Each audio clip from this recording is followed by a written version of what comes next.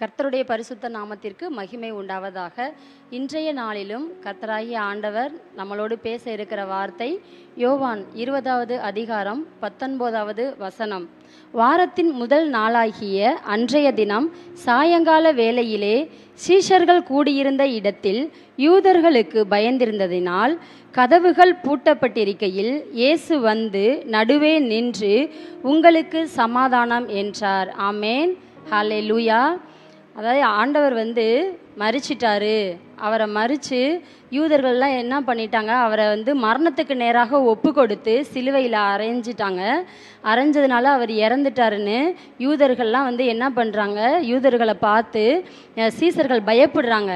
ஏன்னா சீசர்களோட கர்த்தராகிய இயேசு கிறிஸ்து வாழ்ந்த காலங்களில் அநேக அற்புதங்கள் அதிசயங்கள் செஞ்சு அவர்களை பல நேரத்தில் திடப்படுத்தி இருக்கிறாரு. ஆனாலும் சீசர்கள் வந்து என்ன பண்ணிட்டாங்க, ஏசப்பா இறந்துட்டாரு, இனி நம்மளை காப்பாற்றுறது யாரு அப்படின்னு சொல்லி பயந்துக்கிட்டு, யாருக்கு பயந்துக்கிட்டுனா யூதர்களுக்கு பயந்துக்கிட்டு வீட்டை பூட்டிக்கிட்டு இருக்கிறாங்க.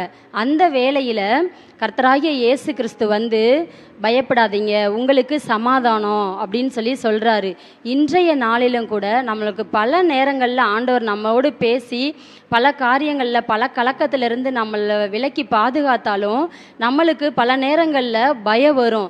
நம்மளுக்கு விரோதமாக செயல்படுகிற உலக மக்களை பார்த்தோ, இல்லை வியாதிகளை பார்த்தோ, இல்லை வேதனைகளை பார்த்தோ நம்ம வந்து என்ன பண்ணுவோம், நம்ம வந்து பயப்படுவோம். அந்த நேரத்தில் தான் ஆண்டவராகிய இயேசு கிறிஸ்து சொல்கிறாரு, பயப்படாதீங்க, உங்களுக்கு சமாதானம்னு சொல்கிறாரு. சமாதானத்தின் தேவன் தாமே இதை பார்த்து கொண்டிருக்க ஒவ்வொருத்தருக்கும் சமாதானத்தை தருவாராக. இப்பொழுதாக ஜெபம் பண்ணுவோம். ஸ்தோத்திரம் ஆண்டவரே, மகா கிருபையும் இரக்கம் நிறைந்த எங்கள் அன்பின் ஆண்டவரே, உமைக்கு துதிக்கிறோம், ஸ்தோத்தரிக்கிறோம், நன்றி செலுத்துகிற ஆண்டவரே. இந்த நாளில் கூட ராஜா நீர் அப்பா சீஷர்களுக்கு உங்களுக்கு சமாதானம் என்று சொல்லி அவர்களை அப்பா நீங்கள் சந்தோஷத்தை பெருக செய்தீரே ஆண்டவரே. அதே போல் இதை பார்த்து கொண்டிருக்கிற எவ்வளோ ஜனங்கள் வந்து வேதனையினாலையும் பயத்தினாலையும் அப்பா திகைப்பினாலையும் கலங்கி கொண்டிருக்கிறாரோ ஒவ்வொருத்தருக்கும் நீங்கள் சொல்லுங்க ஆண்டவரே, உங்களுக்கு சமாதானம் என்று சொல்லுங்க ராஜா.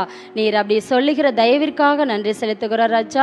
எங்களோடு இருந்து வழி நடத்துங்க. இந்த எளிய ஜெபத்தை இயேசு கிறிஸ்துவின் நாமத்தில் ஏறெடுத்து ஜெபிக்கிறோம் ஜீவனுள்ள நல்ல பிதாவே, ஆமேன்.